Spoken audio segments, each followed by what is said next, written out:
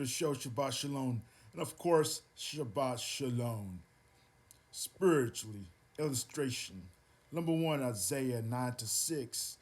The prophecy of the birth of Messiah refers to the first advent, through some often also seen as immediate fulfillment in the birth of Isaiah's, the sons, but the contact of favors the remote view.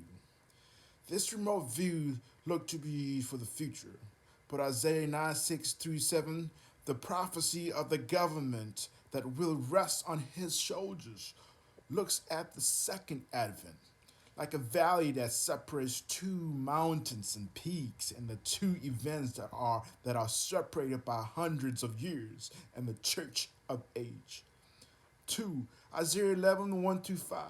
The shoots that will spring from the stem of Jess refers to the first advents. 11 6 10. Isaiah, the wolf that will dwell with the lamb, looks to be the result of the second coming in the millennial reign of Christ. 3. Compare Isaiah 61 chapter verses 1 to 3 with Luke 4 17 20. The Lord quoted Isaiah 61 1 to 2.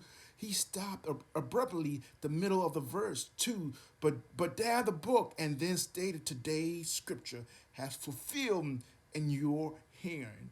Why did why did he leave out verse 2b and the following? Because they must wait until the second advent for the fulfillment.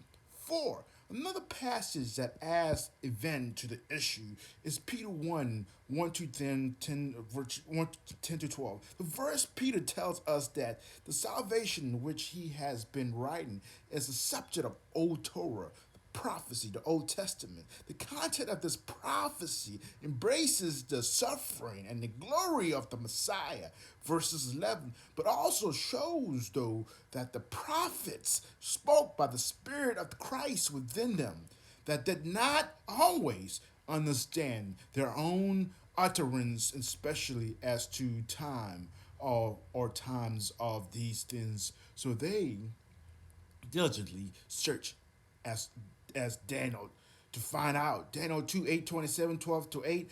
The perplexity is the two mountain peaks, the suffering and the glory. They knew that they were speaking of the future, in that they were serving not themselves, but those who would and live in the days of Messiah and far in future.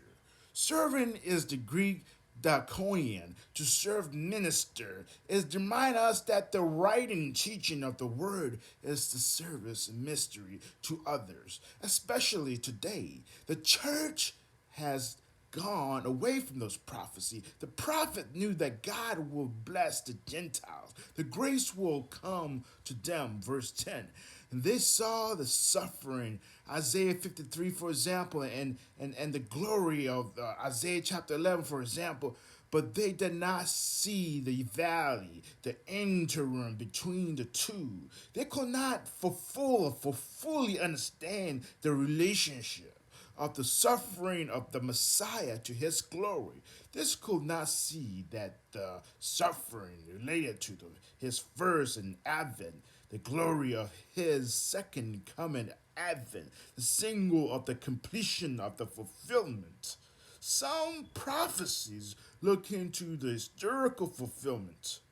This may reasonably near or very remote, but once accomplished, it is done fulfilled. Some illustrations are for one for shows destruction. The try Isaiah 23, Ezekiel 26, Nehemiah 1 to 5, and the birthplace of Messiah in Bethlehem. It shows in Daniel's seventh week in Daniel 9 24 27. Unprecedented time of trouble coming upon inhabitants of earth. Revelation 3:10 is a good one to see, of course. This is the second to last episode of the Revelations. Next week we'll end the Revelation, the topic, and then we will take a break for the season. I wish you Shabbat Shalom. And of course, I'm praying for you. In these times of revelation, in these times of coronavirus, I ask you to open your heart to God and let God in it. And for those of you who celebrates on Friday and Saturday, let God be with you. And for those of you who celebrates on Sunday, take God in your heart. And Shabbat Shalom.